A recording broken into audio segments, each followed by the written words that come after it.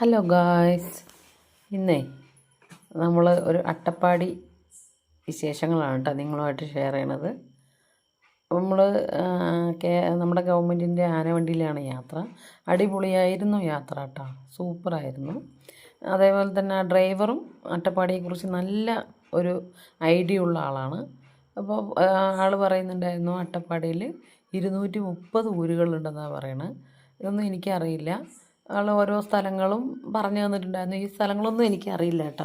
ഓരോരോ ഭാഗങ്ങൾ എത്തുമ്പോൾ പുള്ളിക്കാരൻ എല്ലാ സ്ഥലങ്ങളും പറഞ്ഞു തന്നു. അവിടെ ഒരു ധ്യാന കേന്ദ്രം ഉണ്ടായിരുന്നു. പിന്നെ അവിടെ ടൗൺഷിപ്പുകൾ, കെട്ടിടങ്ങളുണ്ട്, സൂപ്പർ സ്പെഷ്യാലിറ്റി ഹോസ്പിറ്റലുണ്ട്, എൻജിനീയറിംഗ് കോളേജ് ഉണ്ട്, കോടതിയുണ്ട്, DYSP ഓഫീസുണ്ട്. പല സംഭവങ്ങളും അവിടെ ഉണ്ട് കേട്ടോ. ഇടയ്ക്കിടയ്ക്ക് അമ്പലങ്ങളുണ്ട് അവിടെ.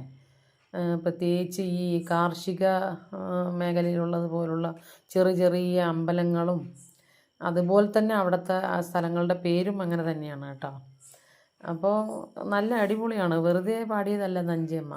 അവിടുത്തെ പ്രകൃതിയുടെയും മനുഷ്യന്മാരുടെയും ഇണക്കങ്ങളും മൃഗങ്ങളോടുള്ള ആ ഒരു സ്നേഹവും വാത്സല്യവും കലർന്നതാണ് ആ പാട്ട്. അതുപോലെ തന്നെയാണ് കേട്ടോ. നമ്മളിപ്പോൾ പോകുന്നത് മലൻ്റെ മുകളിൽ കൂടാണ്. റോഡ് ഹൈവേ ആണ് ഇത്. സൂപ്പറാണ് കേട്ടോ. നിങ്ങളെല്ലാവരും പോയിട്ടുണ്ടാവും. പക്ഷെ എൻ്റെ അത് ആദ്യത്തെ അനുഭവമാണ്. ഞാൻ മുന്നേ ഒരു വീഡിയോയിൽ പറഞ്ഞല്ലോ ഞാൻ വേറൊരു സ്ഥലത്താണ്, നിങ്ങൾ ഗസ് ചെയ്യുന്നത്. പക്ഷെ ചിലരൊക്കെ അത് മെസ്സേജായിട്ട് അയച്ചിട്ടുണ്ട്. ഞാൻ അട്ടപ്പാടിയിൽ തന്നെയാണ് ഇപ്പോൾ ഉള്ളത്. പക്ഷേ നല്ല സ്ഥലമാണ്, കാണേണ്ടതാണ്. നിങ്ങളെല്ലാവരും വരണം, അന്ന് അടിപൊളി പ്ലേസാണ്. കുറേ ഊരുകളിൽ പോകുമ്പോൾ കുറേ സ്ഥലങ്ങൾ കാണാനുണ്ട് അവിടെയൊക്കെ.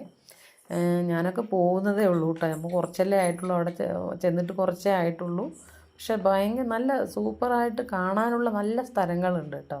നല്ല വ്യൂ പോയിൻറ്റുകളൊക്കെ ഉണ്ട്, അടിപൊളിയാണ്. അവിടെയൊക്കെ വന്ന് എല്ലാവരും വന്ന് സൂപ്പറാണ് കേട്ടോ. ഇനി അടുത്ത നല്ലൊരു